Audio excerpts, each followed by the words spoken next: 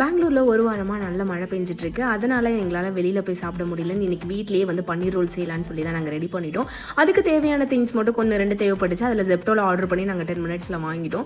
அப்புறம் பன்னீர் ரோலாம் பரட்டி வச்சுட்டு சப்பாத்தி போடலாம் அப்படின்னு சொல்லி மாவு பரட்டிட்டு இருந்தேன். இந்த முட்டை வந்து உரிக்கும் போது பார்த்தீங்கன்னா அந்த முட்டையில் உள்ள தோல் எடுக்கிறதுக்கு தான் கொஞ்சம் கஷ்டமாக இருக்குது.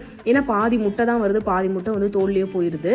ஸோ மயோனேஸ், மின்ட் சட்னி எல்லாமே நான் வீட்டிலே தான் பண்ணியிருந்தேன். இன்றைக்கி எந்த டிஷ் பண்ணி கொடுத்தாலும் வினோத் வந்து எப்போவுமே குறை சொன்னதே கிடையாது. எது பண்ணாலுமே நான் வந்து கொஞ்சம் அப்ரிஷியேட் பண்ணுவாங்க, மோட்டிவேட்டும் பண்ணுவாங்க. ஸோ அப்படி தான் இன்றைக்கி வந்து நான் வெஜ் ரோல் பண்ணலான்னு சொல்லி தான் நான் ரெடி பண்ணியிருந்தேன். வெஜிடபிள் சாலட் எல்லாமே நான் வீட்டிலே பண்ணியிருந்தேன். பன்னீர் மட்டும் அன்றைக்கி வாங்கின பன்னீர் கொஞ்சம் பேலன்ஸ் இருந்தது, அதை வச்சு தான் பண்ணேன். சப்பாத்தி வந்து மைதா மாவு கொஞ்சம் ஆட் பண்ணிக்கலாம் அப்படின்னு சொன்னாங்க. நான் அதுவுமே ஆட் பண்ணாமல் நான் பண்ணிட்டேன். நான் ரோல் பண்ணுறதெல்லாம் பார்த்துட்டு வினோத் என்ன ப்ராக்டிக்கல் எக்ஸாமுக்கு வந்து எக்ஸ்பெரிமெண்ட் பண்ணி அது அவுட்புட் வரலையான்ற மாதிரியே நீ பார்த்துக்கிட்டு இருக்க, அவ்வளோ சின்சியராக ஒர்க் பண்ணிட்டு இருக்க அப்படின்னு சொன்னாங்க. என் ரோல் வடிவேல் ஒரு படத்தில் பாயை சுருட்டிட்டு இருந்த மாதிரி தான் நானுமே சுருட்டிட்டு இருந்தேன். பட் டேஸ்ட் வைஸ் ரொம்பவே சூப்பராக இருந்துச்சு.